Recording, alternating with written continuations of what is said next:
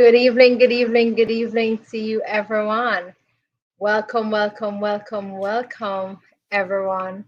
We are here live on Track and Field Talk Net, where we will be doing a great conversation and interview today. We definitely hope that you are able to join us. So, good morning, good afternoon, good evening, and good night to you, wherever it is that you are joining us from. We definitely appreciate you being here with us. So, good evening to you, Dale. I see that you are quite very much early tonight, as you said you would have been. So, we appreciate that you being here. As you come along, please remember to like, share, and subscribe. And also, please remember to share it so that others can be able to chime in on the conversation and being a part of this fruitful conversation that we'll be having today.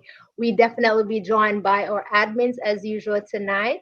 Greetings, greetings, greetings to you all. We definitely will be joined by our admins. So far, we have Mr. Odion, we have Zavian, Maurice is here also, and myself, Latoya. Definitely, we'll be having a great conversation, one that you will never forget about because we will having a double double. We are having a double tonight, right, Odion? It's a double night tonight. Definitely, Latoya, definitely. And I'm pretty sure that the listeners and the viewers will be very much in tune to what we have in store for them tonight. It's a story to be Definitely. told. Yes, yes, yes, yes. It is indeed a story to be told. Hey, Nadisha, good evening to you, Dave. Good evening to you, Sandra. Dale, good evening, good evening, good evening.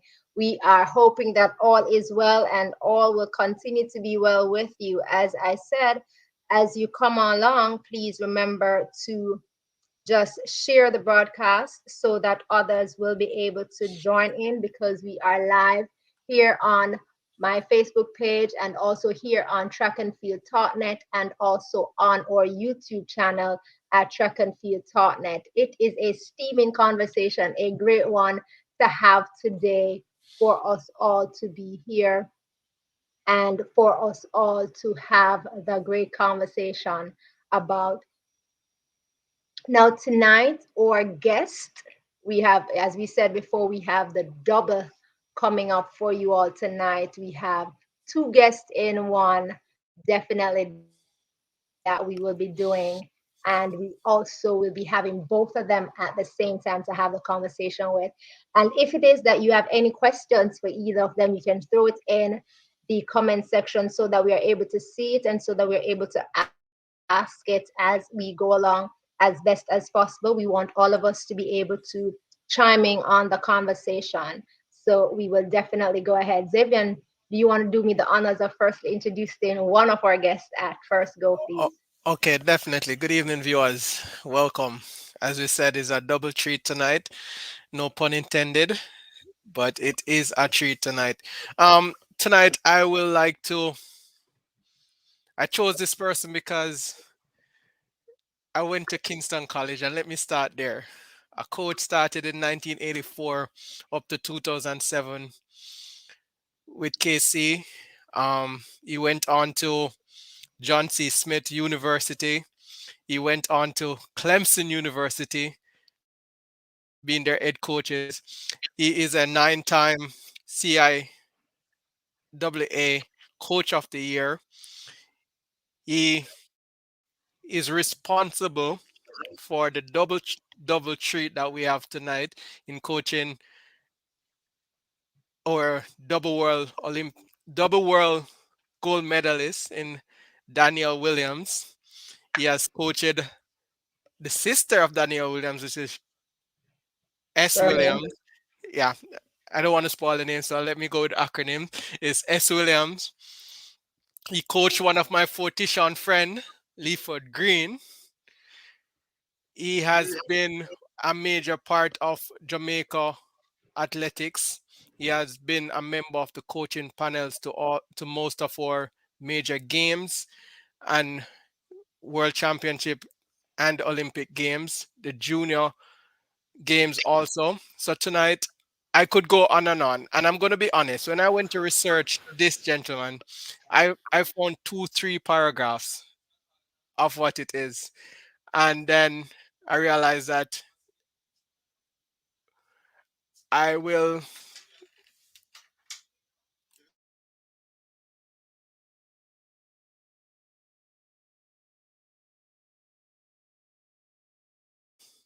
Sorry about that. But tonight I would like to welcome none other than Mr. Lennox Graham to our platform. He'll be able to tell us a little bit more about how he had coached world champions, how he had coached national teams, and how he made it work over the years. It's over 3 decades of coaching, and we'd like to welcome Mr. Lennox Graham to our platform tonight. Thanks, Javian. Thanks for the big welcome. It's a pleasure to be here talking to you guys and sharing with those people who will come on. Okay, thank you so much. Thank you so much. I also now have the honor of welcoming our other special guest.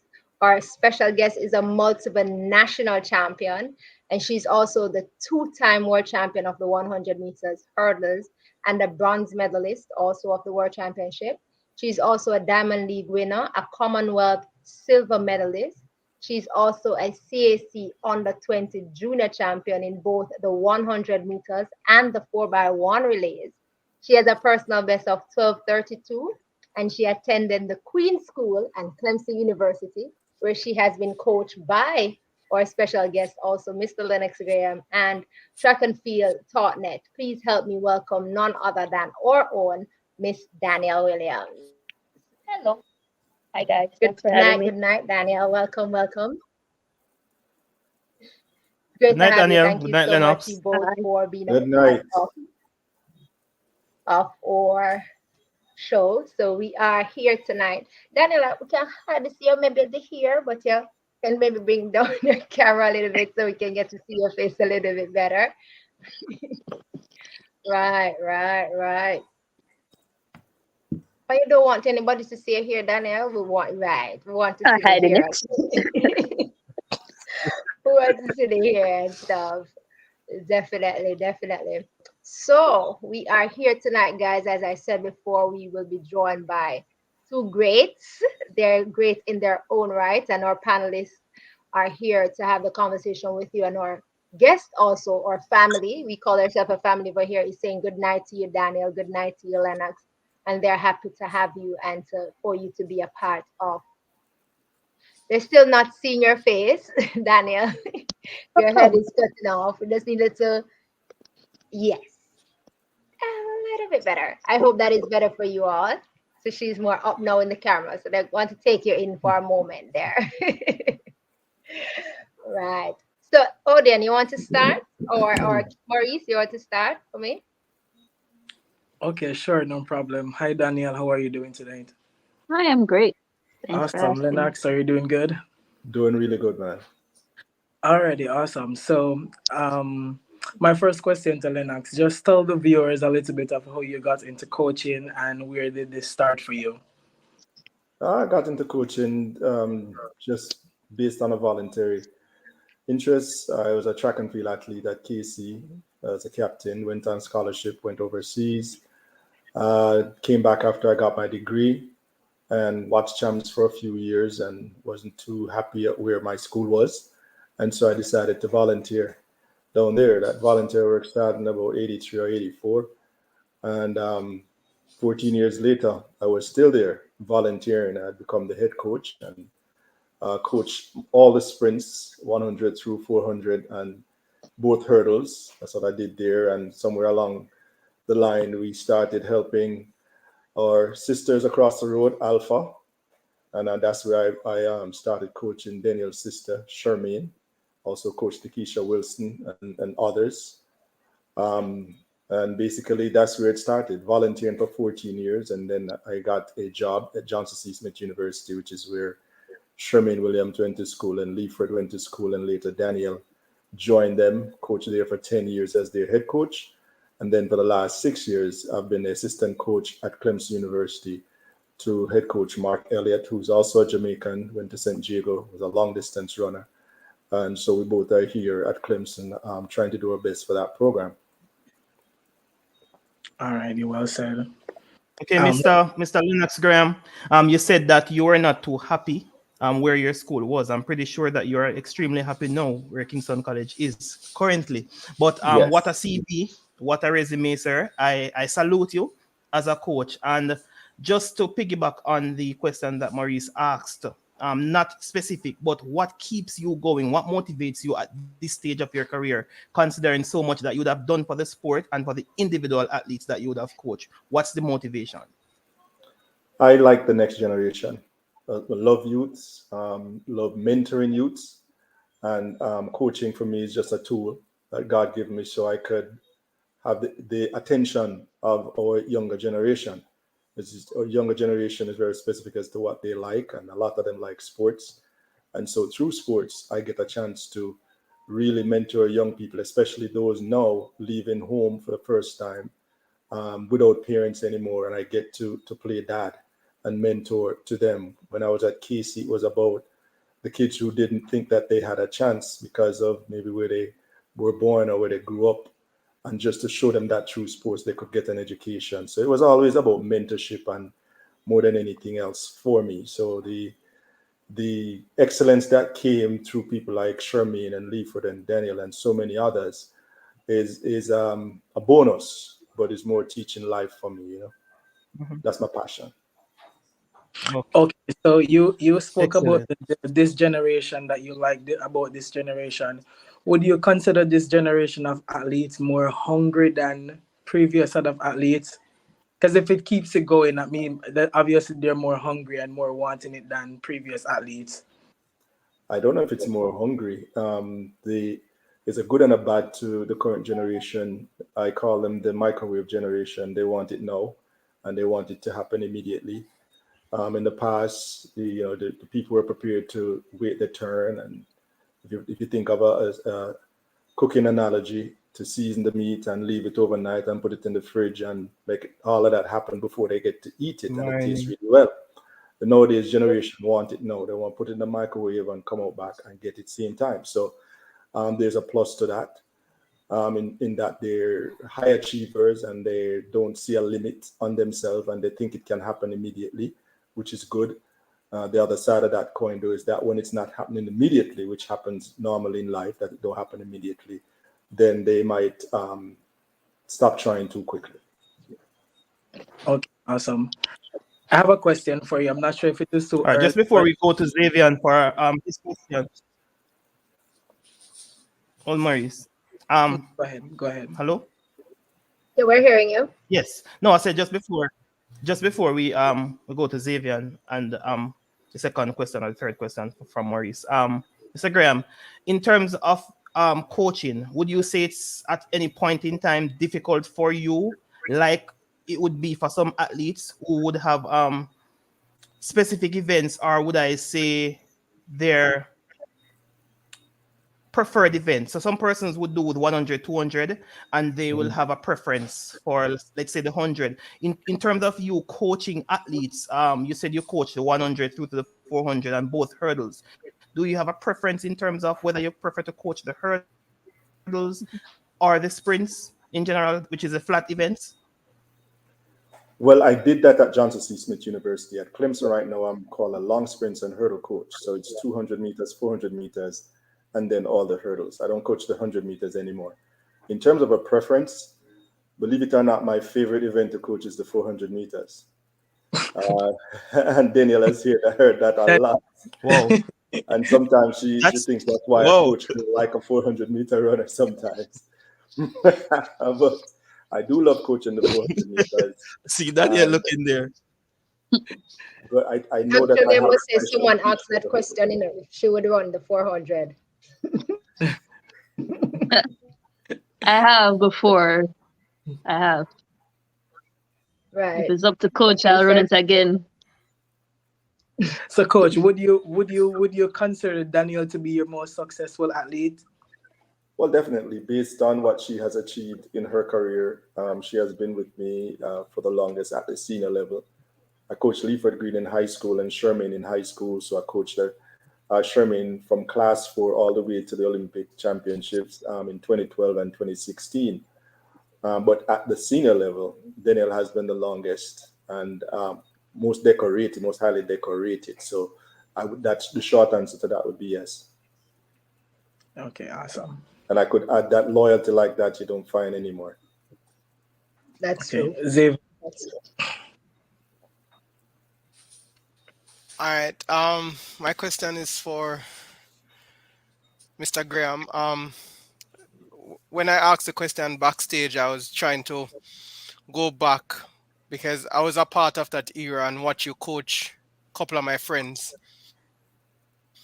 We might have not won championships, but I've seen guys grow. And when you said that you like to be that father figure, I could never put my hands or my finger on stuff that what I saw happen until you said that, because I was amongst boys that don't take talk from nobody at all. Have problems in class, but they got their chance. Whenever it's track season, you see a different discipline, you see a different set of respect. I couldn't understand persons who came to school late every day, shows up to track training on time. But I'm just putting my fingers onto it, and I would say finally I get to put a part of my puzzle to rest, where I realize where where all of that came from and how track and field back then at Kingston College meant and who was pretty much in charge of it. Because believe you me, a lot of people don't know the stories for these guys that run for KC. You have to be there and you have to understand. So my question is, how do you choose an athlete to coach? What are the stuff that you look for? What are the characteristics? You see a boy come to KC or an athlete now, because you're in university now. You have a junior come into university and say, I want to do tracks. What do you look for to say, all right, let me be a part of your development. Let we build a relationship. Because I can say I've done my little bit of research. I see Danielle follow you from one university to the next, and she's still there with you. So what are the characteristics that you look for? Well, I don't really look for any particular characteristics in terms of personality traits or anything like that. The person needs to be hungry. They need to believe in themselves a little bit, even a little bit. They have to be talented, of course, and that's where it all starts. A lot of times when you are at this level in terms of college, you don't know the personalities before you recruit them. You watch them, you see them a couple of times. You really don't know them because, as the Jamaican saying goes, "See me and come live with me" is two different things. When I was at KC, I had a better handle on it because I would be able to observe boys, and I was one of those coaches who walk the Melbourne and the North Street campus and observe boys, talk to teachers and all of that. So I would be able to have an insight on what a guy was like. And even if they were a gang member at the time, I felt like I always had a chance because of my background to reach them. And I was successful in reaching quite a few of them. And they turned out to be pretty talented. And so it's always going to be talent first at this level. But back at KCD, you didn't quite know how talented they were going to be, but you feel like somebody needed a father figure and a mentor to direct them. And you did that, and some was successful and some wasn't. At the collegiate level, you have to try to win championships or win events and all of that stuff. So you do look for the talent first. And then in the recruiting process, you meet the parents, you meet the family, and you take it from there. With Danielle, it was her dad.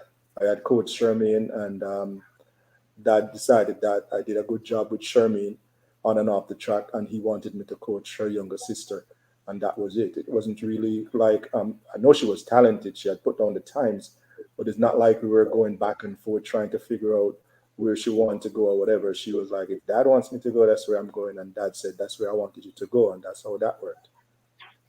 Okay, That all right. was it, and that is it. 2 gold medal and a bronze. Yes. Um, um, my next question is, and it's kind of coined towards the NCAA system. I was listening to a program and I heard somebody came on and said that the notion that people portray is that the NCAA burn out our athletes and they don't manage very well. What say you in regards to that theory? I have coached at every level. I coached at Vals Prep before. I coached at Kingston College before. Coached at Division Two before. Coached at NCAA Division One. Coached internationally. It's a myth. In the high school system, guys start competing as early as November, and they go all the way through to national trials in June. And if they make a team, they're there in August. I mean, you don't get more racing than that. So I believe that when you say the NCAA system, people are using a broad brush. It's like saying Calabar people are this type of people or KC people are this type of people, but it really is not absolutely true in all situations. I am sure there must be situations where youngsters go overseas and come back feeling burnt out. I'm sure there must be situations like that. But you do have another part of the coin that people don't normally look at is that sometimes when you get them in the NCAA system, they're already almost there because of how highly raced they are in the high school system.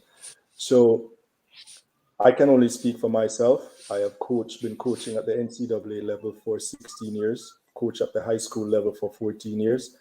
And I don't think I have been successful or unsuccessful, depending on how you look on it, in burning out anybody. It's a matter of planning a season and trying to execute the season to the best of your ability. Have I made mistakes? Yes, like every other coach. But I don't believe that the blanket NCAA burn out the athlete is true. Sometimes it's convenient to say that because you don't want a kid to go to the NCAA system, but that is not absolutely true. We have seen a lot of kids who leave and go to the NCAA system don't become world champs, don't become national senior members of national teams. But we've also seen those who stay home and that same thing happen.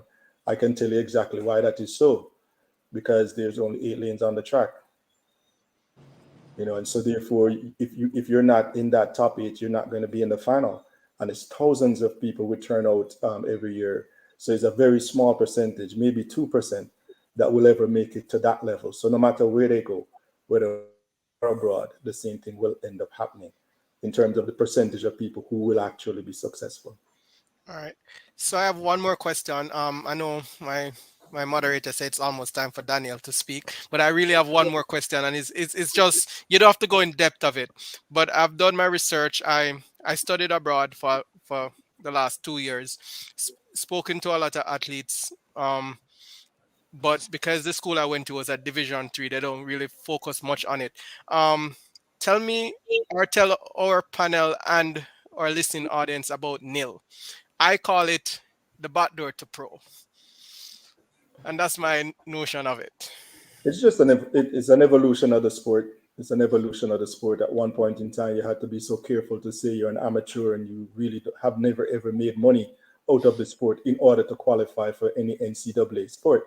And now the sport has evolved to a place where you can now make money. You can go to international, get paid a reasonable amount of money.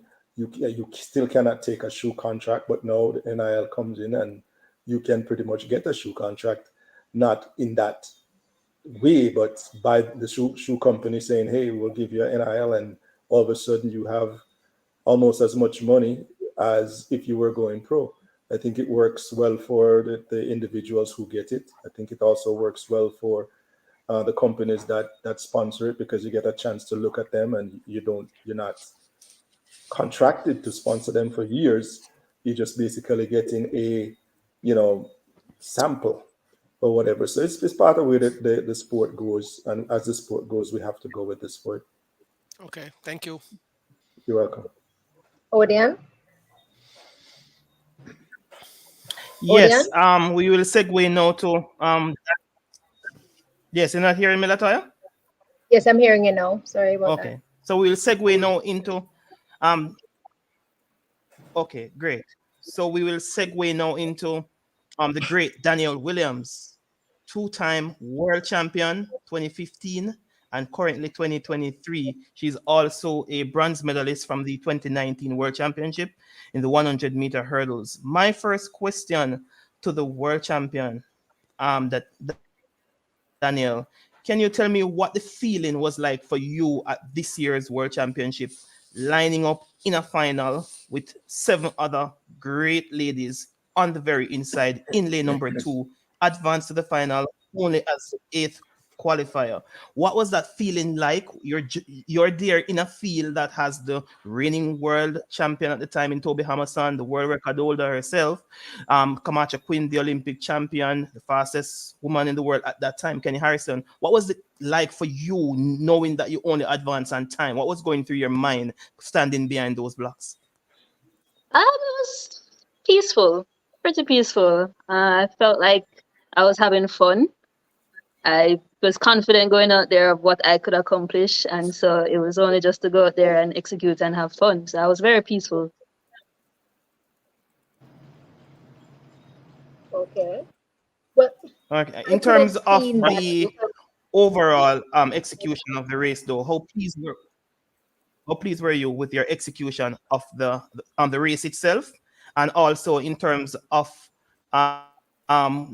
you advancing to the final? You, as an athlete, an elite athlete in the 100-meter hurdles, you are very well aware of the fact that in the hurdles, the person that is ranked 8 is easier to have a chance of upsetting the person that is ranked number 1. So going into the hurdles, that would have at least released some of the pressure, and you even believe in yourself more that any of the 7 ladies could have won, and you also feel equally of yourself that you could have delivered. Correct? Um, it's a race, so anybody could win. It's all about who's the best person on that day. And I going into the race, you're very well aware that anybody could win. But I'm aware that I can win as well if I run the race that I can run, the best race that I can run, and that's what I went out there to do. I knew I had a very good start. I've been having great starts all year. Going out there, coach told me that, we've been getting away from them all season long and we've been coming back to them. And today's the day that I'm not going to come back to the field. And I went out there believing that. And that was really playing in the back of my mind. And it's just catch me if you can. That was the only thing I was thinking when I went out there. okay, interesting. And we Excellent. saw that they Excellent. couldn't catch you, which was great for everybody. What was the feeling like to know that you gave Jamaica their first gold medal at that championship because of how, the championship all started for us? What was the feeling like to know that you were the person who gave us our first gold medal? I wasn't even aware of that initially when I won. Wasn't really keeping score of who was the first or who wasn't. If I was the first, I was told sometime afterwards in the interviews, and it's definitely a good feeling. We have great talents that went before me in the days of the championships, and so to know that I was the first there's definitely a good feeling, but it really didn't mean much to me in the moment. Okay. My next question to you is over the years we have seen, or we are aware that injuries play a long hallway on athletes, and I know you have had your share. Tell me about that. How did you cope? How did you get yourself through that? How did you get yourself to be back where you needed it to be? It's not easy. I mean, as you said, every athlete goes through injuries in their career. If you don't go through injuries, then I don't know what you're made of. But it hasn't been easy. Thankfully, I have a coach who's stronger than I am, and he's been pulling me out of the hole every time I fall into a hole with injuries. I have a great support system in my family, and I just stay faithful. God is going to bring me through like He has done every single time, and I just have to trust that it will work out for my good, and it usually does. Okay, awesome. Question for you. Which of the victories is more sweeter, 2015 or this year? I've been asked that question so much times, and the answer is this year, just because of the journey that it took to get back to this point. That made it much sweeter than the first one. The first one just kind of happened. But this one, we've worked, we've been in the valleys, and we've been in the trenches, and we've toiled, and we've done everything we could to get back to this point. So that made it even much better than the first one. I've read on Facebook, in 2019, a lot of persons have been showing, congratulating you on your bronze medal, and some were disappointed, knowing that you were the fastest woman going into the final in that year. Mm-hmm. That experience like for you, and were you pleased with your bronze medal, or well, obviously you wanted that gold, but how was that experience like for you in 2019? 2019 was an interesting experience. Many people don't know that I actually when I got to Doha, I had lost 7 pounds in a week, and because of the heat, my body wasn't recovering. I wasn't having a great time there, and so to know that I went through all of that and I was still able to go out and get a medal, regardless of the color. We're all running. There's only 3 medals that can be earned, and we have a talented group of hurdlers every year. And so to get a medal through all that, I'm grateful. Many people left without a medal, so I'm happy with my bronze medal. Okay, that same here. How would you describe, or how would you tell the viewers what really happened at the national trials? Okay, Danielle. In terms of I guess Odie's not here. And Odie, 1 second. you can finish your Maurice point, asked a question Maurice. first. Mhm. He's still talking. Who's talking? Finish. All right, Maurice, question. Maurice, go again with your question for No, her. Sure. talking of 2019. What really happened at the national trials, and that race, the final, for some The reason. race that never was. Tell the viewers what happened. Well, the finals for the 100-meter hurdles in 2019, they said that I false started. I maintained that I did not false start. They couldn't show me any evidence that I false started, and so that was that. So what the coach said to you after you went around, That was so long ago, I cannot remember. I have completely blocked that part out of my mind and moved on, so I couldn't even tell you. I think the most important part of that is unfortunate that happened, but it did. At the end of the day, they made the race null and void. So we thought we had a chance to then make the team. Of course, we learned that we had to win the Diamond League to make it.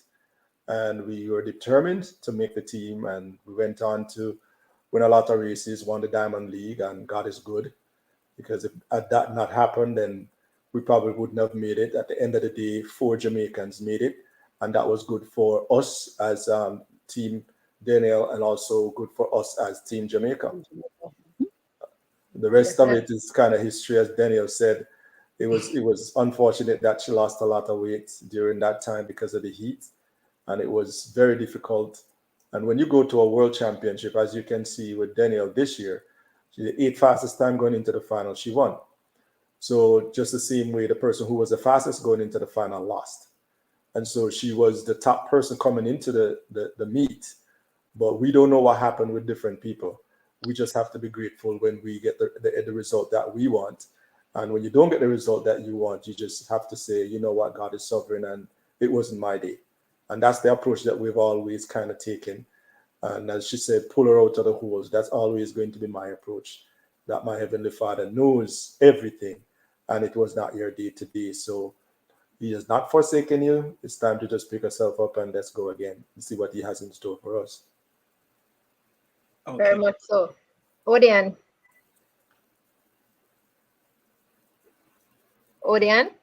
Yes. I just wanted to ask Danielle.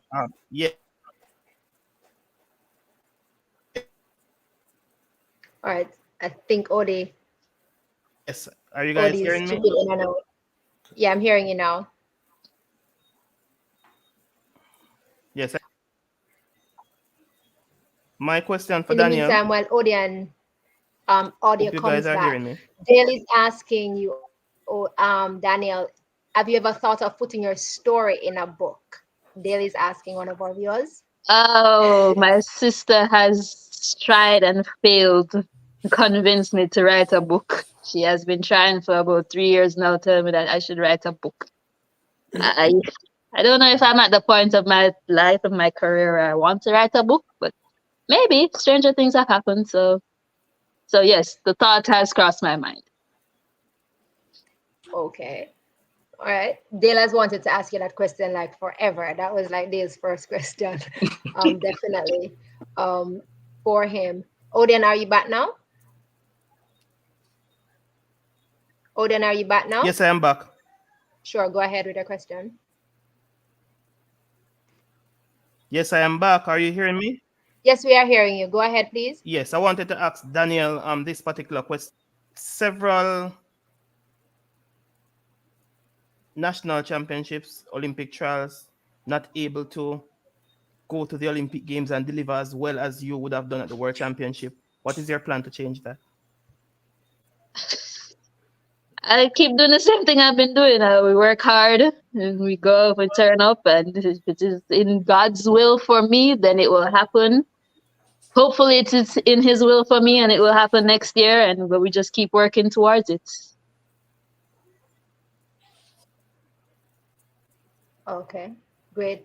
Corey's asking, how much longer do you see yourself competing for? That's not much longer. Not much longer. I don't know. I mean, I've always told myself, once I'm still having fun, once I'm still doing well, once I'm still competitive at the highest level, then I will continue. And so if that no longer happens, then that's the part where I shall sayonara. Okay. What is it about the hurdles, though, why you chose the hurdles over every other event that is a part of track and field? It kind of just chose me. I mean, it sounds kind of cliche, but it was one of the first events that I did when I was in high school. And I just stuck with it. And also I saw my older sister Shermaine, she was doing it and she was having success with it. And, she kind of like, she was the first one I saw, she was making national teams and doing all that. And I was like, I could do that too. And so I just stuck with it and I started getting better and better. And, I'm good at it. And so I just continued. Well, we over here would say you're great at it. I mean, You're great at it. you have been, you're great at it.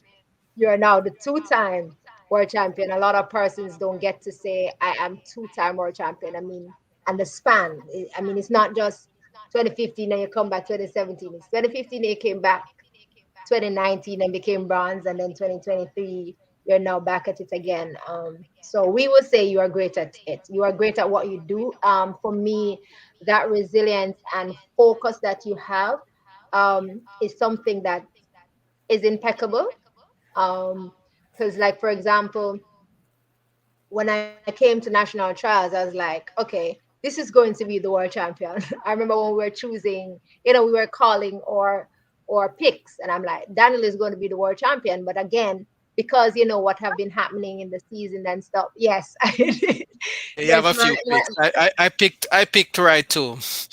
my admins were saying that definitely, and persons were like, but she, as Odie said, but I mean, coming in, you are not the, the world leader or whatever. But for me, why I always say yes for you is because of that focus that you have, that resilience that you have, that consistency that you put forth whenever you come to that line.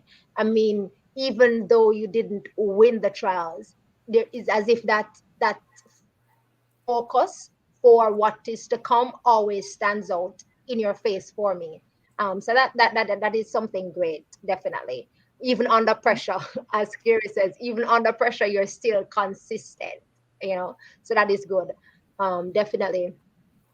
Um, Dr. Bernadette Anderson is asking. Um, she says, "Does not winning give you renowned strength and determination to train harder, being that you have done well?"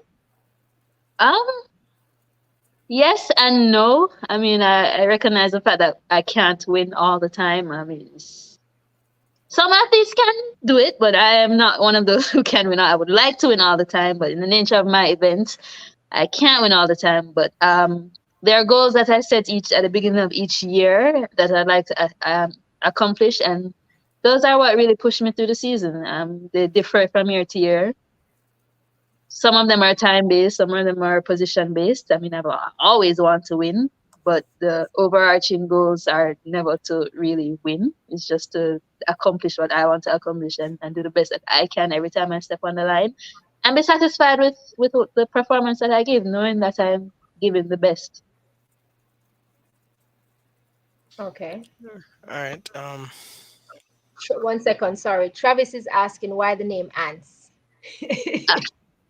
So that was a nickname from high school. When I was in first form at the Queen School, I went out for the track team, and I was very skinny and very small among all the other athletes. And they said that I looked like an ants out there, and then they started calling me ants, and it never left. And it never left. Good old Jamaica. The nicknames, Jamaica sticking with the Mhm. nicknames. All right. Definitely. We My have last Kino on. question from the audience Oh, before I go back to the panel. Sorry, the last question from the audience before I go back to the panel. Corey is saying, have you ever felt pressured bearing the World Championship 2015 title at every other major championship that you go at? Um, I've felt pressured before, yes, but it's not necessarily because of the world title. I put the pressure on myself majority of the time because I want to do so well. I want to win. And so, I internalize all these things, and I just put the pressure on myself to perform at a certain standard that I expect myself to perform at. And that's where the pressure really comes from. Okay, great. So welcome one of our other admins that wasn't here earlier, Kino. And as you come in, Kino, you can go right ahead with your question for Danielle or for Lennox, the coach Hi, with the good evening poll. to you both, and good evening to the viewers and those who are not viewing but listening via some means. Um, my first question is for Coach Lennox. How do you get your athletes into the mindset of competition every year, doing this thing that for some may seem a little bit monotonous?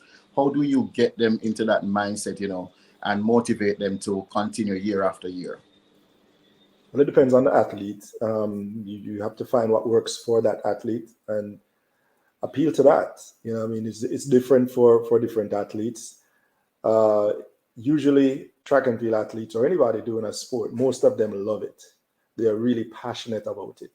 So it's not difficult to get them to come up to practice and train hard on all of that. The big work comes in when things are not happening at the pace that they want it to happen, or in Daniel's case, major setbacks after major setbacks due to injuries or illness or freak accidents. And you have to pick up the pieces. And again, for me, I draw on God and the fact that he knew that this was going to happen, and the fact that I really do believe that he does not give me more than I can handle. And so if it is a major issue to most people, pray about it and just ask him for guidance, and he gives me guidance, and thankfully it works, because again, he's sovereign. So it's not difficult to do it year after year after year because I'm extremely passionate about it. A lot of people probably don't know I was an information technology consultant and professional, and that's what my training really was. And I gave up all of that to do track and field because I wanted to change lives. So when you have that passion and trouble comes, everybody wish they had an easier path, you know what I'm saying? But when trouble comes, you don't shrink back because this is what you really signed up for. And for me, that's always the case. Just following up on that, I know a lot of times, we hear athletes say, thanks be to God, and they pull on their faith in God, which is excellent, excellent, because I'm someone who believes in the power of God as well.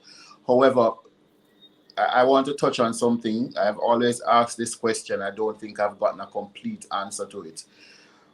How much of a role do you think sports psychology should play in an athlete's development? Because I don't think at this time, here in Jamaica, we place a lot of emphasis on that. So from a coaching standpoint, how much of a role do you think it should play?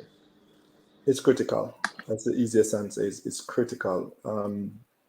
Most times you think of the athlete getting stronger in the weight room. Most times you think of the coach giving the athlete a program and say the coach program is good or not good. But we have to realize that the athletes are not machines. It's not like something where you prescribe 3 times a day, 2 times a day, and automatically you know what results you're going to get. It Indeed. always comes down to the talent and the psyche of the athlete. So you could be the greatest coach in the world and you have a very talented athlete. If that person is not motivated, if that they're not in the right mindset to do what they can do, to carry out the talent that they have, then we're all fighting a losing battle. So the sports psychology piece, it is critical. It is often overlooked, even by athletes too, because sometimes you Yes. will recommend to an athlete that why don't you see this person or that person, and they'll look at you like I'm not crazy. So even athletes also sometimes undervalue that critical piece. But to me as a coach, it is critical. Okay. I know for Jamaicans on a whole, though, I think it is more entrenched in culture. Um, we it's almost deemed a sign of weakness if you reach out for help in that way, because culturally it's not a part of our thing. So from especially for me, when I was coaching, it was very important for me to have persons in my corner for my athletes to reach out to, because as you said, they're not robots. They have to do this year after year, and it takes a toll on their body. Because just I mean, Daniel can probably describe it best, but to stand out there in front of uh, thousands of people and perform at such a high level with all of them, some tearing you down, some of them they might be close to the track, close enough to the track to hear the comments. I mean, you definitely need something like that in your corner. But I want to jump over to Daniel with my final question for now. How do you handle the pressure, Daniel? The pressure of, you know, everybody, the whole country, the weight of the country on your shoulders, standing out there in front of those thousands of people, some saying, go Daniel, and some might be saying, oh, Daniel now win. How do you handle that pressure? Well, I have never considered that I've had the weight of the country on my shoulder. I mean, when I line up, it's very individual, and I feel like I'm running for myself at that point in time. Yes, I have the Jamaica name across my chest, but at the end of the day, I'm the only person out there, and I'm the only person who's training. The whole Jamaica is not training with me, and so I don't try to take on any of that. When I line up, and I try to do the best I can, run the best race as I can, be the best version of myself that I can be on that day, and then I just live with that. I don't feel any pressure, outside pressure. Like I said before, all of the pressure comes from inside, from myself, trying to do the best that I can do, and hopefully I could put forward a great performance. And if I don't, then it is on me, and if I do, it's still on me. And so all of the pressure comes from inside, nothing outside. Nothing outside. But what about those who would say, though, and I can accept your view, and I understand totally, but what about those who would say, um, just by virtue of representing your country, it's less about you and more about the country, and they would almost want to deem your view as unpatriotic? What would you say to those people?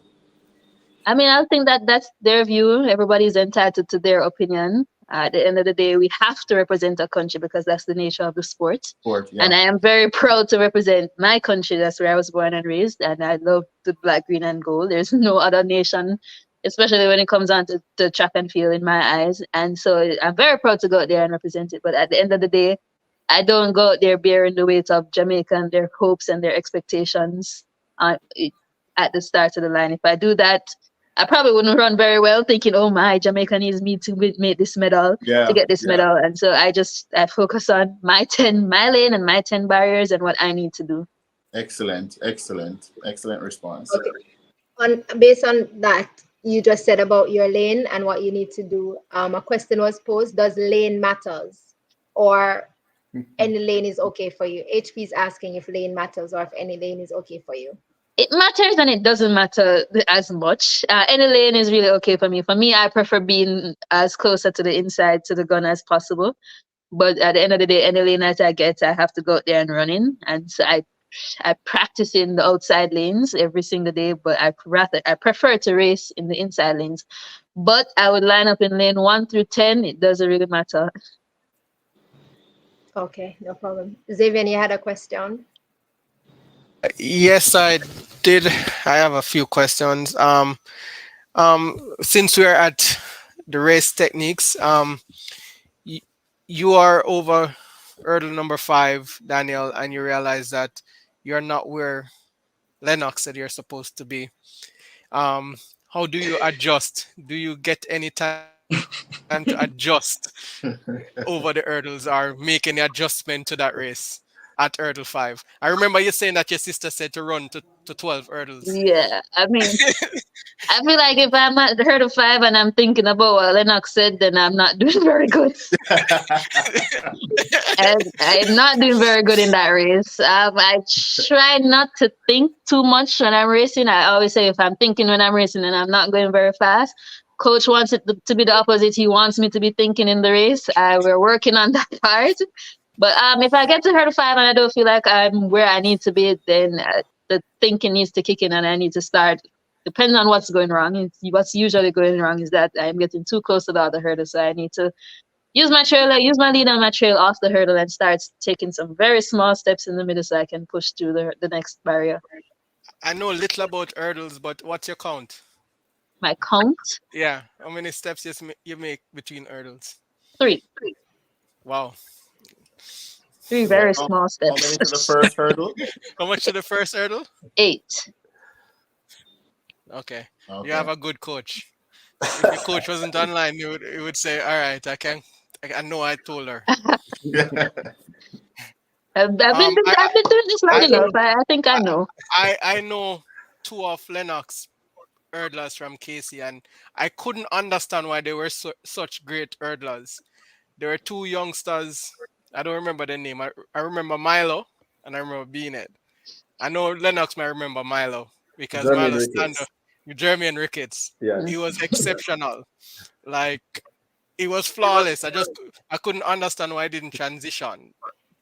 I didn't see why they didn't transition, and I guess it's outside factors though. But throughout the years I watched them hurdles, I'm like, all right, that's 12 points because they were flawless. So, and I know where it came from now.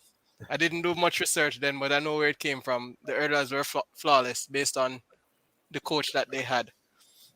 But Lennox, to you now, we can't have this discussion and we don't go politics or go a little bit in politics. I'm not Not really a much. politician, No, but I know you're not a politician, but not much. I was Before waiting you for. go in the politics part of it, Xavier, before you go in the politics part of it, based on what you just said about the transitioning, can I just get one in as it Yeah, relates sure, to the sure. transition, and then I'll allow you to go to politics. This is for a question for both Lennox and Danielle. Um, Lennox, for you, what is it?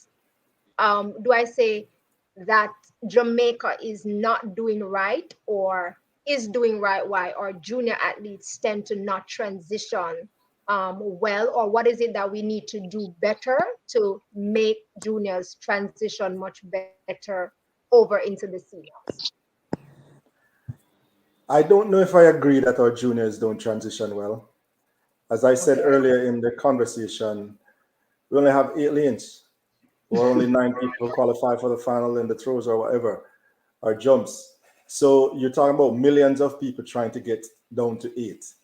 So you are going to find some people who will go up and do well, like improve, but still don't make it into that final 8. You'll find a situation where when a youngster is, for example, at a boarding school, they're 100% under supervision, and then they leave that boarding school, whether they stay locally or go overseas, they're now their own big man or big woman, and things change. The discipline factor sometimes, the distractions sometimes will help to, get people moving away from the sport or taking it for granted and not being as detailed as they need to be. But even when they do the best of all of that, it still comes down to if you look in the NCAA Division One, let's say 100-meter final or whatever, sometimes you find the times are comparable to the World Championships or the Olympics. But then the people who are doing very well there are not always the people who turn up the next 3 or 4 years in the Olympic final. So that's another transition. And the reason for that transition is the universities do take a good care of the athletes and provide them with a lot of support so that they don't have to think about much other than academics. And I'm generalizing when I say the university, I'm talking about my experience. Um, so they don't have to think about a lot much other than books and academics and track. Once they leave that, nobody's paying your rent anymore. Nobody's paying your insurance bill anymore. Nobody's paying your therapy anymore. Nobody's doing anything like that anymore. If you need to go to a meet, you have to figure out the hotel and you have to figure out the transportation. And that change kills a lot of people. And that's just from the collegiate level to the professional level. So if you think of the high school level to the collegiate level and then to the professional level, you can imagine how many more factors you could bring in. Okay, thank you.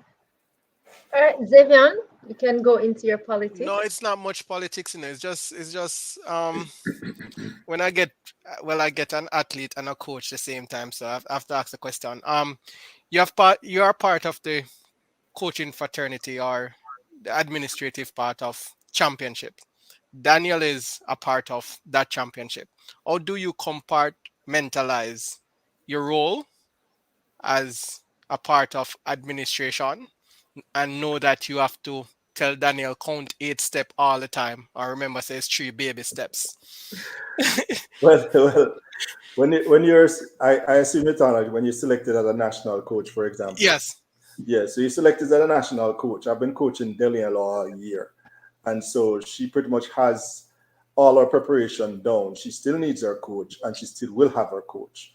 When you go to the national um, environment, you're assigned something. So let's say I'm assigned the female sprint hurdlers. It doesn't mean that only the female sprint hurdlers you're responsible for. That's your primary assignment, but you're expected to be there as a national coach whenever practice is there. So, for example, if they have practices in the morning and in the afternoon, I said, then we're getting up early and we're going to practice, and we go to practice and we get that out of the way. I'm free for the rest of the day for everybody. So we just usually go to practice very early, get that practice out of the way, and then sometimes even during when she's practicing, other hurdlers are there, and you facilitate them. We don't coach them. I have been working with this since 2011. I have been to many championships with Parchment, either with his coach or without Coach Fitz. Parch will come and he will say, "Okay, coach, this is what we're working on." And once he tells me this is what we're working on, then we'll go to work and I give him the feedback based on what he says he's looking for, because what he's looking for is what Coach Fitz Coleman would have told him that this is what I want you to work on. So I'm not there to coach Parchment. I'm there to facilitate Parchment and anybody else like Parchment. And it doesn't matter if you are competing against Danielle Williams. If you said this is what coach wants you to look for, then that's what I'm looking for. And I'm giving you the best feedback that I can. Because at the end of the day, I'm a Jamaican national coach and Jamaica is the interest. Danielle know that she will have 100% of what she needs to have from me. And we have been doing it for many years. And in the year of competition, we would have been doing it since maybe September all the way down to now we're in August or whatever. So we have a rhythm, you know what I mean? We have a rhythm. And it's to the point that I can just do some signs and she will know exactly what I'm talking about and she will know what that means. So it's not like, and she's not needy. Danielle is not needy. As a matter of fact, you don't really get in her space a lot. You know, you kind of know when to get in her space and when not to get in her space. And she's not a needy person. When we're in camp like that, she's quite comfortable being by herself. I tell her what time it's practice and we go to practice because she's extremely professional and we get it done. So there's no real politics along that side. I like the word that you use. You said facilitate. I think I'll make it my new word when I ask the question. Do people facilitate other athletes on national duties? Um, my next question is hold on. I lost my train of thought. Go ahead, Latoya. Because I get excited when it comes on to the administrative part of it and the know about and how it works. So I'll get back to it. Latoya, you can go ahead. Okay, no problem. Maurice, are you ready? Daniel, Maurice have a special game for you. Yeah. Okay. So Okay. you and Maurice will be doing your game together. Maurice, you can go ahead. Alrighty, one second. So, Danielle, everyone knows that your personal best. Before I go into the game, let me just get this question out of the way. Everyone knows that your personal best is 12:32 in the hurdles, which is 100-meter hurdles. What's your plan for next year? Do you plan on changing that, lowering that? Every time I step on the track, I want to lower it. Every time I step on the track, my plan is to lower it. It just don't work out that way sometimes. You got coach gonna have to give me some different things this Okay. year to run faster. So You mean like the 400?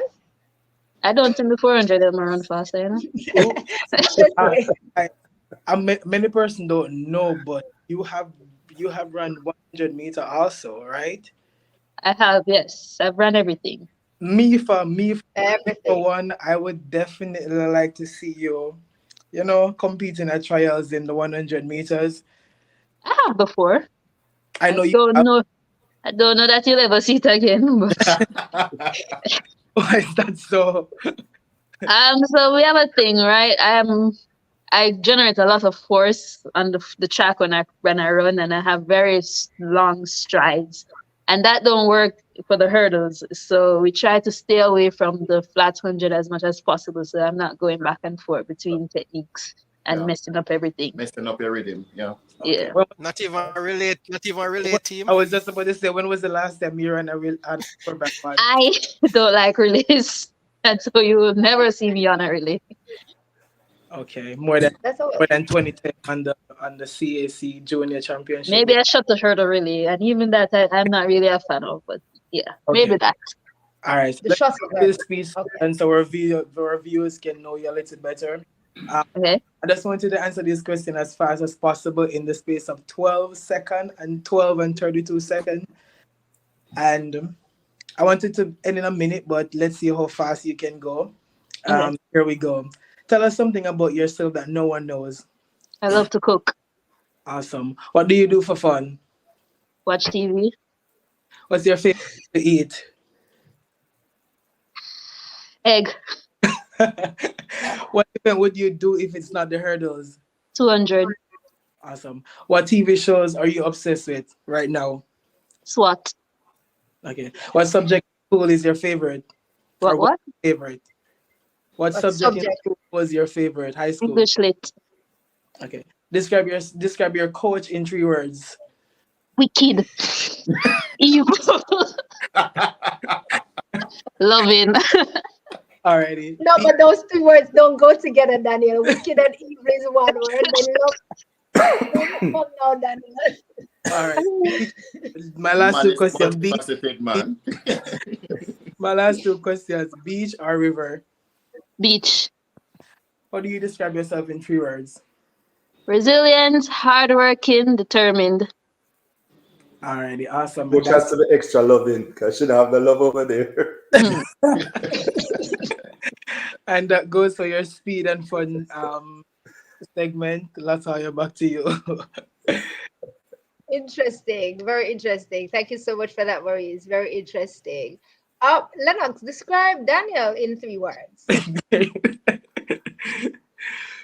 Oh my goodness. No, Discipline. Daniel, don't No. don't try to intimidate him with the air. Disciplined, passionate, miserable. You had to throw that one in there. Cool. Yes. Well, I mean, you just throw. I have a question, Daniel. And maybe what's your faith though? Are you a Christian? I am, yes. Okay, I guess right. Kino? The viewers want to hear this. The viewers want to hear this answer so bad. I, for one, I think I know the answer, but let's hear what Daniel has to say. What's your relationship with Toby Amazon? Oh, you just it's the bugger. So she's my hurdling friend. We're gotten pretty close over the years through the circuit. The times when she was finishing fourth and I didn't realize I was there for her, supporting her, encouraging her, and I come to see her full circle win and break the world record. And so yeah, she's a good friend of mine on the circuit. She's one of the very few people that I talk to because I kind of antisocial. And so she's one of the very few people that I talk to on the track circuit. What was it that she said to you when you finished, when she hugged you, before you actually realized that it was you? Oh, she told me that I won. She came and she said, "Congratulations, Mama." I'm like, "Toby, why you tell me? Don't tell me congrats that the results are not up yet," because I wasn't aware that I won. I was like, "Don't tell me congrats, like the results don't come." She said, "Congrats, Mama." I'm like, "Toby, what you saying?" So yeah, that's what she said. We definitely. For me, I enjoy watching you guys' relationship. I mean, in the previous World Championship, when she broke that world record, the love that was exerted by you to her was really an awesome one to watch. And then see you guys now into 2023, that same love that was exerted to you when that happened was really awesome to see. So It's kudos kind to of you funny again. because last year when she won, I finished sixth. And then Yes. this year I won and she finished sixth. So it's kind of like, that's kind of amazing. Understandable. All right, Lennox. Kino? Kino, go ahead, Kino. Oh, I was just enjoying the conversation. I could listen to you guys talk forever. But All right, pick. Danielle, social media. Are you big on social media? And I asked that question because social media can either break you or make you if you're not mentally sound. You seem mentally sound based on what you're displaying now. And I've been watching you over the years. You just look like you don't care about nobody. Or you just about you. Which Thank you I very like. much. I thank you. Which I like. But let's backtrack a little bit, and I want to intertwine the two questions. That incident with the false start, I don't know if you guys spoke about it before, and how and the negativity that came on social media as a result of that. How did you deal with all of that? Well, I am not big on social media. I still don't understand the whole social media concept, Base. to be honest. I don't get it. You just take pictures of your life and you put it out there for random strangers to comment and give their opinion. I'm not very comfortable with that. And so I don't really subscribe to this whole social media thing. I'm hardly on social media, especially during the season. I delete all the apps on my phone at some point in time, and I download them back towards when the season's finished. As far as any negative comments, sometimes I see them, sometimes I don't. Most times I don't. I have some warriors who are behind me who they will go in the comments and they will answer anybody who has anything to say. That is not me, and I really don't let anything that anybody says affect me. If I do see it, sometimes I use it as motivation, but most of the time I don't see it. Okay. Okay. Good. What's All your right, Daniel. Zavian? Let me All just right, Daniel. let me just Go ask ahead, Coach. Kino. Let me just ask Coach Lennox something. I'm backtracking a little bit to something that Zavian touched on earlier. I know we don't want to go too deep in the politics, but Coach Lennox, you're there on national duties, and you see what appears, and I'm choosing my words wisely. You see what appears to be some sort of nepotism, and you clearly said earlier that it's Jamaica over above everything else because you're on national duties. How do you, even as limited as it might be in terms of your actions, to change anything, but how do you react to uh, notions of nepotism, or if there is, or if you see it that way in the team, from administration to athletes? Well, for me, usually when I get assigned to national duties, it's a privilege, first and foremost. If I have individual athletes there, they are my focus in terms of making sure that they don't think that they are shortchanged because of my national duties. And then I also get assignments and I do that. I am usually not one who pays attention to a whole lot of other things. I've always been that type of person, very focused. So I focus on what you give me, and I don't. Um, I think Daniel and I have similar personalities in that way. I don't talk a lot. Come to track and field, yes. Come to a forum like this, yes. But otherwise, I focus on what I'm given to do and try my best to give it 150% at all times. And that's basically how I've always been as a human being. My slogan in life that I live by is excellence does not tolerate mediocrity. And that excellence is I judge myself first. And excellence is not about the result. Excellence is about the things that I can control, which is my input. So I give everything I do my all the time. And because of that, I don't really have a lot of time to talk with other coaches, talk with athletes, talk with the manager about what somebody says about it. I don't do that. I try my best not to because it takes away from time that I could be giving to the things that I'm assigned and my primary purpose there. So that's why I said initially that I'm not really a political person because I really focus a lot on my duty, why I'm there, and try to do it very well. The noise around it, I zone out the noise because that is going to be a distraction for me. Okay, okay, wonderful, wonderful. Maurice? I was gonna ask Danielle, what's your plan for now? Go all the way back to December. Now that you're on Well, a break. right now I'm on break. Just resting and eating all the fatty food I can. Just joking. Again, Just joking. I'm just on break right now, and then when coach says report to training, I turn up, and then we start training, and that's it. And Maurice, I can add that usually when break comes, she makes sure that I don't see her. So I'm seeing her now, probably for the first time This since is the first time you see me since you last saw me a week ago. So I think wow. I think she feel like if I see her, she's going to hear, oh, practice on Monday. So she tried her best, even if no, she's next he's door. going to try to find a way to get me to the track for some reason or another, and so I don't let him know where I am and what I'm doing. So this is not only break period, this is hiding period. Hiding thing. She's hiding right now. How So do you how do you thank you how do you guys, guys so I can get to see her at least. how do you guys celebrate a win in your camp? We don't. I am not very good at celebrating. I told Danielle that 2015, my celebration was sitting at the warm up track watching it and putting my hands up and say, thank you, Lord. And that was it. On to the next. This time, I am making it my point of duty to celebrate it in my own way for a very, very, very long time because this does not happen. I always talk about the journey, and this does not happen. A couple of things happened because in 2015, Danielle and Sherman in the same 100-meter finals were the first for sisters in the history, and I don't think it has ever been repeated. And even that, I don't celebrate that. So when this happened this time, I told her I'm not missing the opportunity. People are going to probably wonder, he's still talking about that. Yes, I'm going to talk about this for a very, very long time. Even when they'll probably retire, I'll still be talking about it because it is extremely special. Yes. I have learned, I've grown, I've matured into learning to celebrate achievements. Usually I don't. I'm just on to the next. But we're changing that right now.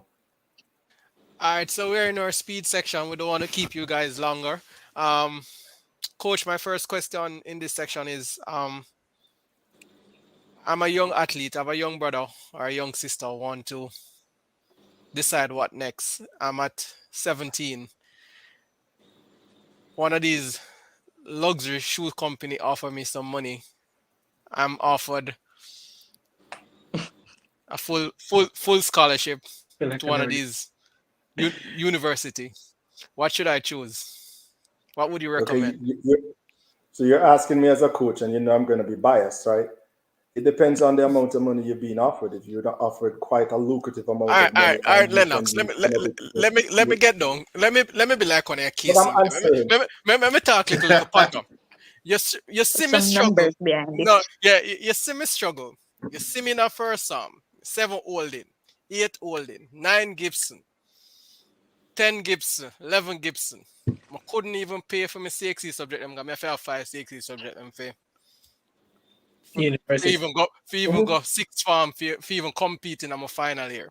I'm with you, man. I'm with you. No, I understand that part then. So, got me a talk the regular story now. Yeah. Fifth form class, final year class 2, me run 10, 10 flat. So everybody watching now. Nike come and say, Z, me have a scholarship for you. That wasn't on the board, because class 2, first year, Clemson say, may I watch you, get your grades up, make sure you get your SATs Easy ready, answer, I know. ready Yeah. scholarship. The Yeah. answer easier than you think. My thing is, if the money is good enough that you can go to school with it, I Go for don't it. believe in just going and saying, okay, all my eggs in the one basket. So if you can go to school with the money, then I am 100% for it. Stay at home and eat your mommy cooking and do your thing. But remember, If, say me, say me come down, me live behind a North Street, So yes, you're the only father figure me have. So you then see, that's what even though I'm telling you as your no, your you see, father. even though hold on there, hold on, Lennox, hold on. You see, when you teach me, I mean, go through 2A North Street and turn the road for go behind a KC. You see, me have to put on that demeanor then, Me not remember where you teach me, Got real thought now. Hmm. I need to know that the decision that I'm going to make is going to benefit me 5 years down the line. Money have money value, Lennox. Me, I thought me the finance person, money have money value. I know you can tell me if the money is right and everything else, but behind the wall, round a pearl, we have to know say is a different society by itself. So even though money talk, where you wait for somebody in another predicament, they will I gonna get distracted The as educational component, my brother. I am a dad first. That's one of my favorite okay. duties in the world. And I'm a dad me I first. get to it because you tell me So money talk, but me have to put no, the no, but you never let me criteria. finish. You never let me finish. Okay. Okay, If my I bad. am the dad and you can show me that the money can send you go school while you're doing the sport, I'm good too. The problem is usually that when you're young and the money come and it plenty, you're not gonna remember the books. And that is my only problem. That's my If you have problem the too. people around you that can help you to stay with the books and do your books at the same time when you have 200 grand for your contract or 100 grand or whatever for your contract, then that is fine. What a lot of people don't look at it, which I can because I'm on this side. A full scholarship at Clemson University is 60 grand a year. That is an easy 250,000 in 4 years. You understand what I'm saying? Somebody going to say, you don't get all that in your pocket though. That's why I'm say if you get it in your pocket and you can do the books, if you get it in your pocket and you're not doing the books, there's a great chance that unless you have a nice, blessed career where you really can turn up at every major meet and perform, if it's not that, you're probably going to have a problem. And most of the athletes that you look out there at, most of our stars that you see, you can count on two on or whatever. How many of them can say that?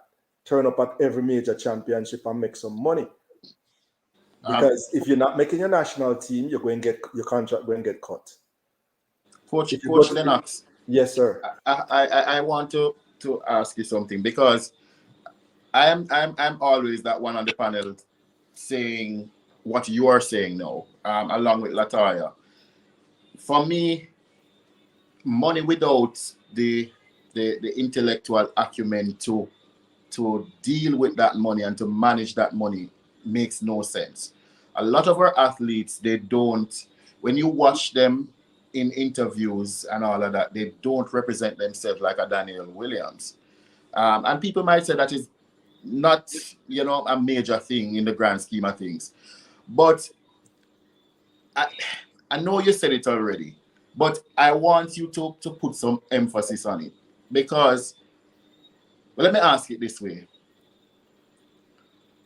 What is more important in your view? Taking out everything that Zavian has added, all of the variables, what is more important? And does it have to be mutually exclusive? I think that's the best way to ask it.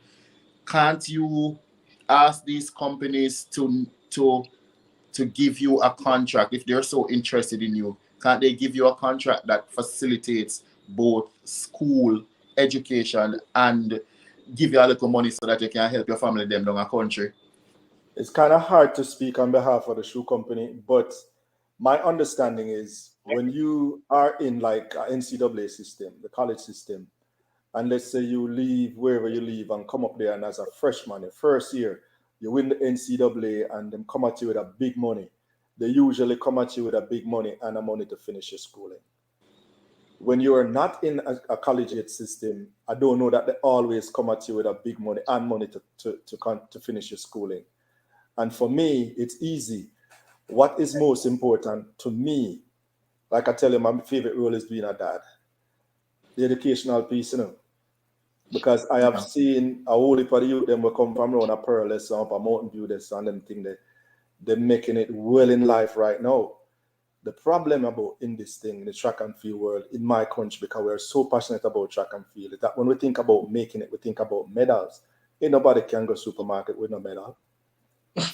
So basically, the spectators look at the medals and they think you make it or not make it based on the amount of medals that you get.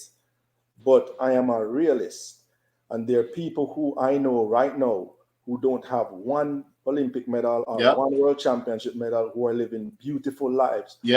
Who left Jamaica as Indeed. big star athletes and people who them would say never make it. And then there are those who would have made it in that definition, and they realize that the medal can't go supermarket. So at the end of the day, my advice is always going to be on the long term. Most of our careers, Danielle is 30 now, 31. Most careers soon done. 31. But our life, but if God bless her and continue to bless her with long life, our life not half done yet. What she going to do? She going to go and say, I was double world champion and a bronze medalist, and I'm the greatest thing ever since sliced bread, and so therefore I need to rent a place. Ain't nobody business with that. As a matter of fact, the same people who are saying you make it or don't make it are already moved on to the next best person. And Danielle is history. So I really am very passionate about the fact that, the money is sweet, but if you don't have the substance behind it, you might make a lot of money and lose it. As a lot of professional athletes, not about Jamaica, but professional athletes, even in the NBA, at the end of their career, you wonder, didn't they make over hundreds of millions? Because they never know what to do with it. So I see somebody said the medal give you more earning power. Life is not about how much you earn. Life is about what you do with what you have. I have some little people from the country that for me they grew up, because people don't realize them as a countryman. We never have no medal and never have no money, but them live good. And them children doing very well. So the medal give you earning power, but it's not about what you earn. It's what you see, what you invest, what you do with what you earn. So some people earn little and have a high quality of life. Some people earn a lot and have low quality of life. Final question, just following up on that, Coach. You made some excellent points there. And I want to ask you, how important is it to have a support system in that regard? So an athlete at 17, 18 years old, whatever the age may be, gets approached by one of these big companies. They're unable to understand the legal jargons contained in a contract. Their parents might very well not be able to understand it either. How important is it to have a support system, a coach, a family friend, somebody who can, take you down to the nitty-gritty and say, listen, this is what is being offered. You can choose this, or you can choose this, or you can rebut and ask for this. Well, usually when it comes to that, you have your coach, you have your agent, you have your family. Some people do, some people don't, but usually at least a coach and an agent. And if it's an experienced agent or an experienced coach, they have a great idea of what jargon is like for the contracts and so on. So usually the athlete should have that support. I can't think of a situation, it might be so, you can tell me if you know of it, where an athlete would get a contract without an agent, or, there's an agent, but there's no coach. Usually there are people who are there who can advise. And if the athlete don't have any of those, then you know, call somebody. Uh, so I have I have I have given away advice left, right, and center. As I said to you when I leave Kingston College, I went to a Division 2 school. Ain't no good person coming out of Jamaica wanted to go to D2 except for Sherman Williams, Danielle Williams, and Leaford Green. A lot of others didn't want to go to Division 2. I gave advice freely about Division 1 programs and about scholarships. And here I am now at Division 1. I still give advice about Division 1, Division 2, Division 3. And a lot of people in Jamaica think of Division 3 get promoted to Division 2, get promoted to Division 1 like soccer. Division 3 programs are some of the top academic programs in the United States of America, so much so that they don't give athletic scholarships. So there's a lot of misconceptions, and I'm there and available to give advice because my thing in this life is to add value to the next generation before I leave this earth. And I will always do that. So, like I said, if a person is coming up in that situation and they need any kind of advice, my number is public. I'm always available by WhatsApp. If I can respond, I will, and usually I will. And if I don't know, then I will ask somebody who know. I've been in the business long enough to know who knows. Thank you. okay, okay. We have not touched the fun fact about it. Danielle, your favorite athlete, female athlete. Daniel Williams. She would never dare. I mean, Shelly's the first person that came to mind, so I just gonna go with Shelly. I mean, what Shelly has done across the entirety of her career is marvelous. So I'll just give it to Shelly and raise a price. Favorite male athlete. I don't have one. None came to mind, so I'm gonna assume I don't have any. Okay. Your favorite hurdler? My favorite Sorry, whether it be hurdler, male or female. Gail Divas. I thought so. Okay. You're Set, missing. Continue, Zavian. You're missing a few questions, Zavian. no, I'm wait. I'm going there. Set up a Oh four by one team. no, man. Oh, Female. favorite junior, male and female. Junior? Yeah. What? I don't pay attention All enough right. to know All right. them. Okay. All right. Your favorite. Lennox, before you Favorite. move away from that question, Lennox, give me your favorite junior, male and female, whether it be hurdler or sprint or field. Oh my goodness. I don't want to do that. I'm a Long recruiter. I knew you would have said that. Sorry to put Mhm. you on spot. Continue, I Zavian. am a recruiter. I don't Um, want to do that. Lennox, your favorite moment to date in track and field. Favorite moments to date in track and field. Right there at the top of the 2015 Beijing with Sherman and Danielle in the same final. That was really pretty cool. Yeah. This past one that we won because of the journey to get there have to be ranked way, way, way up there. So those are some of my favorite moments as far as the people I've worked with. as But I've an had a lot. I have a lot of fun um, watching from close quarters Usain Bolt and how he went about his whole thing. Yeah, I remember one time I think we were in Moscow and he was like, we are talking about the 4x1 and who would run in the heats, and he got a little nervous and said, "Listen, coach, me run heats too, and I'm in a ramp with my medal." That was really behind the scenes and funny, but he was very serious. If you want me to run the heat, I'm going to run the heats because I'm not playing with the medal. And he knew that if you don't get through to the final, you're not getting the medal. So he was funny, but he was very serious about his medals. And so my first time Listening to you. experiencing Usain was actually 2002. I was on the staff of the World Junior right here in Kingston, and just to watch him come out and take over the whole stadium, and then and it was just like he was totally in control, and he was like 15 years old. You know what I mean? That was pretty special. Okay. Is the world records attainable? Always. Okay. And you notice you never say which world record. Which And No, I'm all of them being, attainable. I figured he's piggybacking on the Usain Bolt record. I'm I feel not, like I'm not, that's the I'm I not, don't think that's what Tim piggybacking but, on, but but feel like okay. that's what he's piggybacking. the next one is, can you set up your female 4x1 team with the current crop? okay, because I was about to say Sherman Williams, Dana Williams. Not Danielle. Listen, I'm going to be very politically correct about this one. We have so many out there, my brother, that we could do many different setups and it would work perfectly. Um, Shelly's not going to be left off anybody's 4x1 in the ideal setting. Jacko is not going to be left off in the ideal settings. When you talk about if all things are equal, then the person who run 10-5, you're not going to leave them either. But then it depends on the form that they're in right now. But those three people are probably the first three that you would think of: Elaine, Shelly, and Jacko. And then the others are so good that if you put one in there, you can't be wrong. So if somebody say Natasha, them can't be wrong. You know, and they can come with another name, you can't be wrong. Because you're talking about sub-11 people.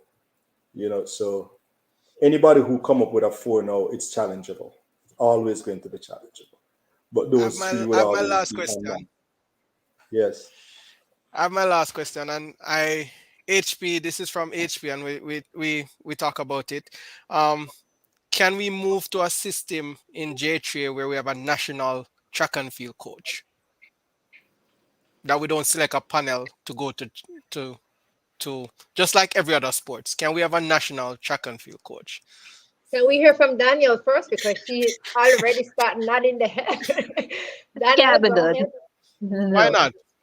Track and field is that is where individuals, and so everybody that coaches somebody right now who you select as a national coach, they already coach somebody and they're going to want to coach their people.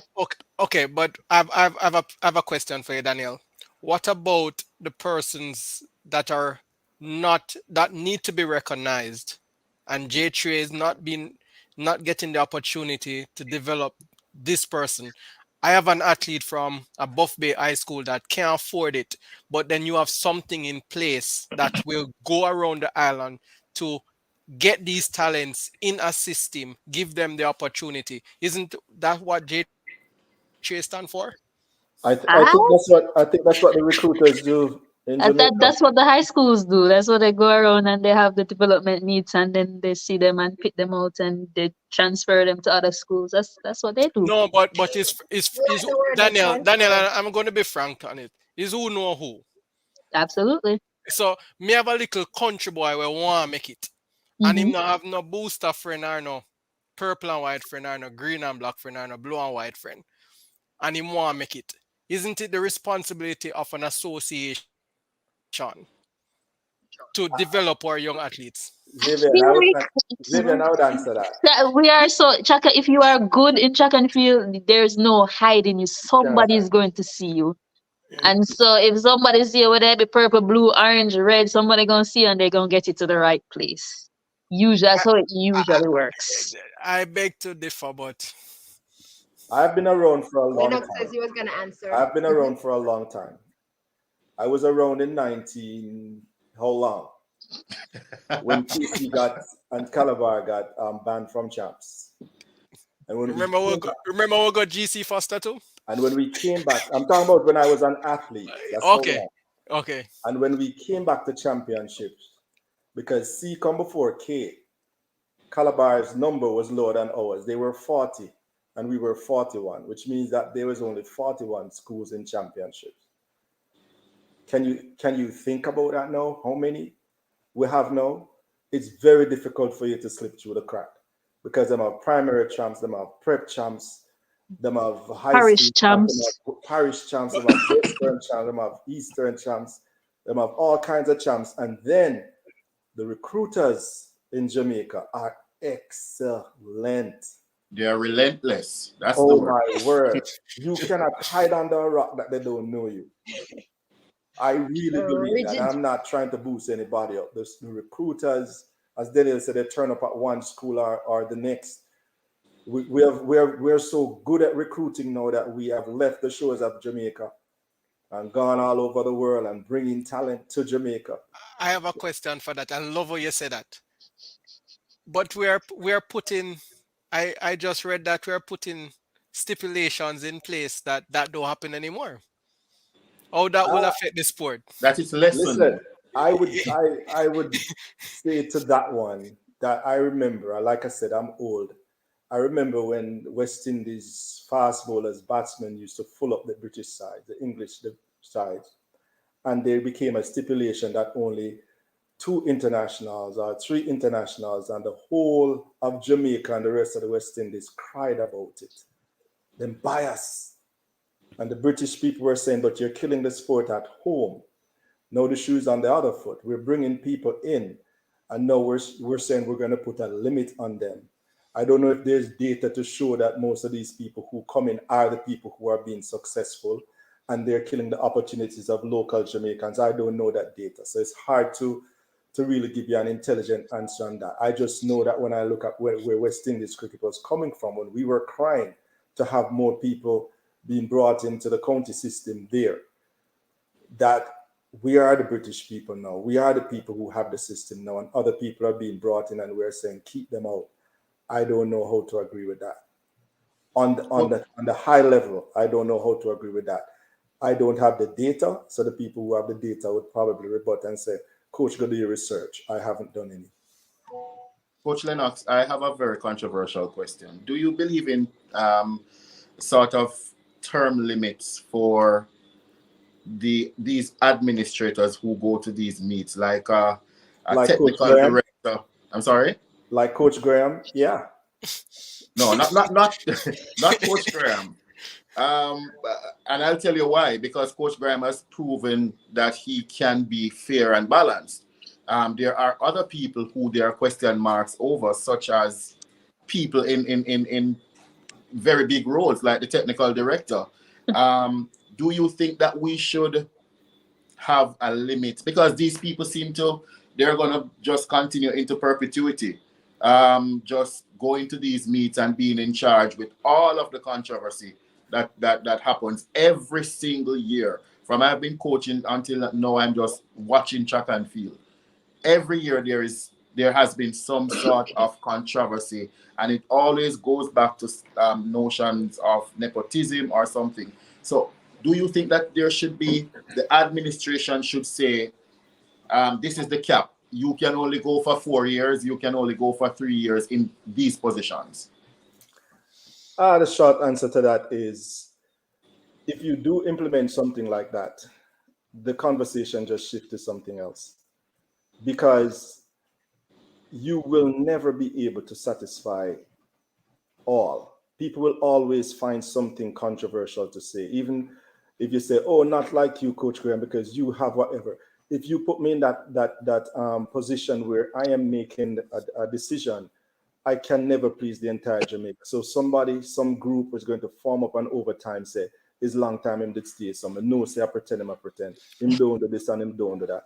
So shifting the person, I don't know if it is the answer or it is tightening the. I saw Mr. Glenn Mills, respected gentleman.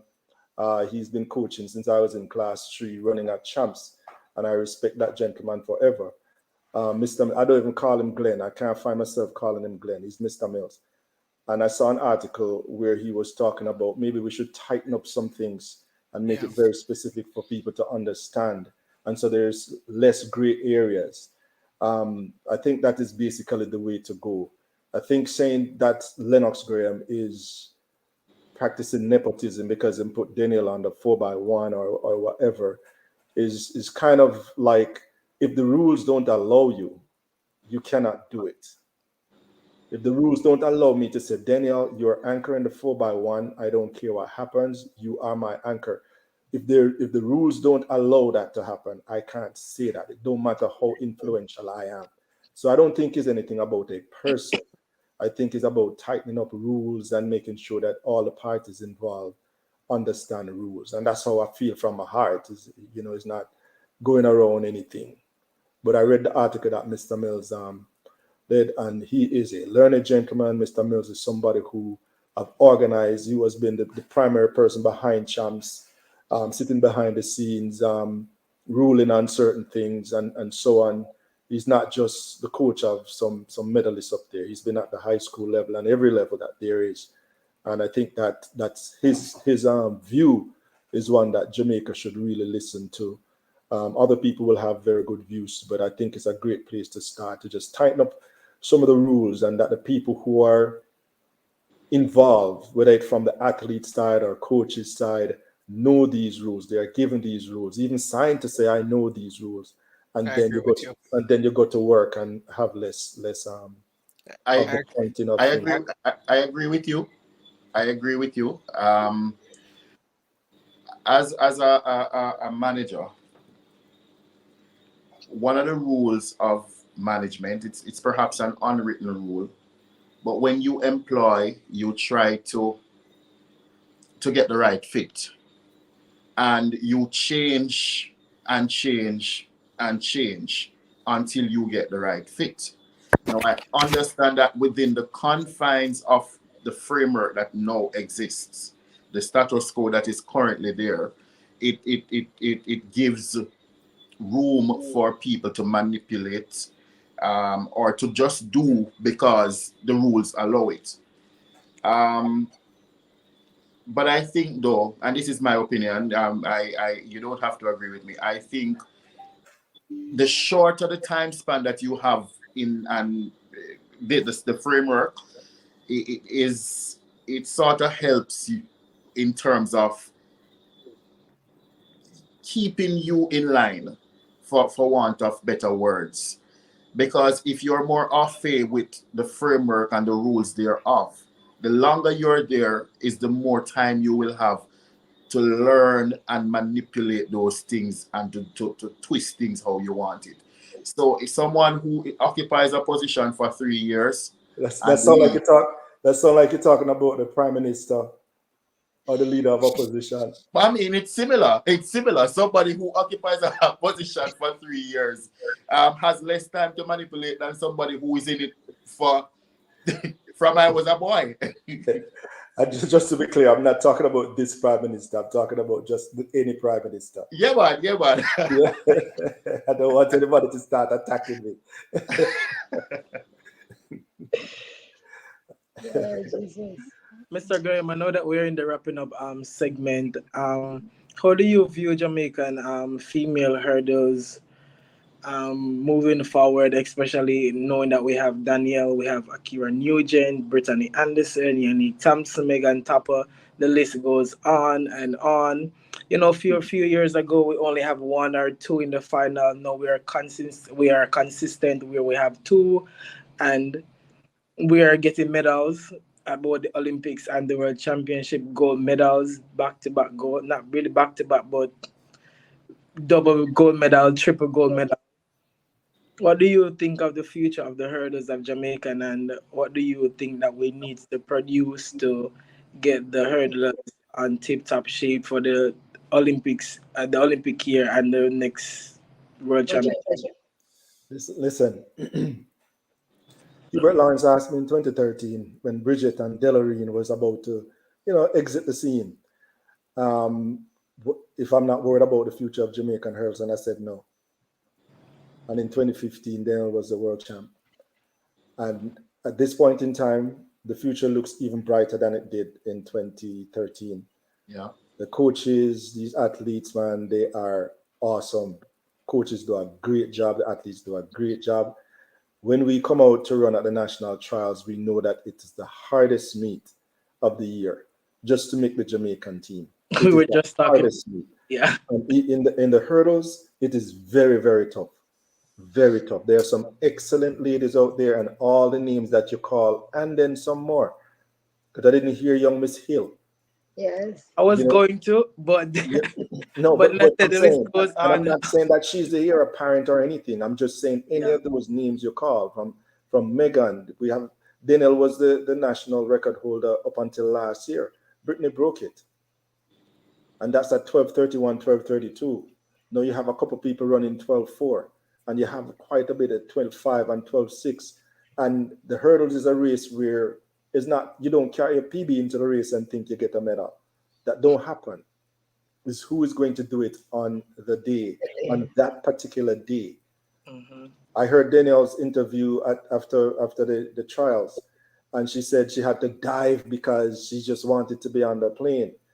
And she was prophetic because she said, between her and her coach, we're going to try it, we're going to get it right for August, see you in August. And that turned out to be prophetic. But it was harder to make the Jamaican team than to make the World Championship final. It was harder. I told Latoya and Odion that coming next year trials, the 100-meter hurdles for the ladies is, well, I feel like every year, especially this year, last year, I feel like that's one of the hardest events ever Yes. in Jamaica. And I also feel like every year, for me personally, there's always that 2 to 3, 4 ladies from the United States running super fast time. I told my admins that they produce hurdles like crazy. I've never seen that in my life. They produce super fast hurdles like crazy. But it's just one thing about Jamaican. We don't have to have we don't have to have 15. We just need two good ones. two good And two good hurdlers. I'd say that we and I can speak for Danielle and myself, we do respect the crop of Jamaican hurdlers. We respect them. We also respect the crop of the US hurdlers and everybody who out there. But it's respect. It's not fear. You know, when we come out there, we always give ourselves the chance, you know, and believe that we will make it, or we will win, or we will do very well. It don't always end up like that. But that's the belief that we have in self. But we have a healthy respect for the crop of Jamaican hurdlers that are there, with Danielle and Megan up there as the senior stateswomen now, and a whole lot of youngsters that are there. We really truly respect them and their coaches because they do a great job, man. And they just help us to try to come with our A game or our A plus game, because if we don't do that, we're not going to make it. And even when we do that, there's a chance that you won't make it either. And that's part of what makes the adrenaline flow, you know, and that's what I love about this sport.